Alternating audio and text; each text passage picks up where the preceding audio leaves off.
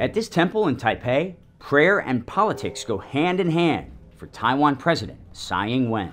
Normally when I go to the temple, there are hundreds of people there. I will shake hands with each one of them. People are remarkably happy, at ease.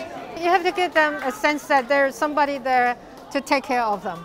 Elected in 2016, Tsai won re-election by a landslide last year on a promise to keep people safe from what she calls a growing threat across the Taiwan Strait. Is Taiwan more safe today than it was when you became president in 2016? If it's a threat from China, it's increasing every day. The mainland's massive military, 2 million strong, more powerful than ever. China flew 150 warplanes near Taiwan in just 5 days this month. This democracy of more than 23 million, governed separately from the mainland for more than 70 years since the end of China's civil war, still seen as a breakaway province in the eyes of Beijing's communist rulers, who have never controlled the island. China has pressured most of the world to sever formal diplomatic ties with Taipei. Chinese President Xi Jinping says reunification is only a matter of time. Are you interested in speaking with President Xi? Would you like to have more communication with him? Well, more communication would be helpful so that we would reduce misunderstanding, given our differences in terms of our political systems. We can sit down and talk about our differences and try to make arrangements so that we would be able to coexist peacefully. Your predecessor, as you know, did meet with President Xi. Why do you think that the communication has really gone south since 2016? Well, I think the situation has changed a lot, and China's plan towards the region is very different. That plan includes war threats over Taiwan, clashes with Japan in the East China Sea, and militarizing man-made islands in the South China Sea, posing a direct challenge to 7 decades of U.S. military supremacy in the Indo-Pacific. In response, the U.S. ramped up arms sales to Taiwan, selling the island $5 billion in weapons last year. President Tsai confirms exclusively to CNN U.S. support goes beyond selling weapons. Does that support include sending some U.S. service members to help train Taiwanese troops? Well, yes. We have a wide range of cooperation with the U.S. Aiming at increasing our defense capability. How many U.S. service members are deployed in Taiwan right now? Not as many as people thought. Defense Department records show the number of U.S. troops in Taiwan increased from 10 in 2018 to 32 earlier this year. The State Department asked for more Marines to safeguard the unofficial U.S. embassy in Taipei.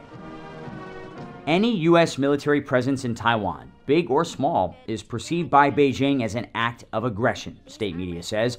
When reports surfaced earlier this month of U.S. Marines training Taiwanese troops, China released this video, a training exercise targeting Taiwan independence and interference by external forces like the U.S.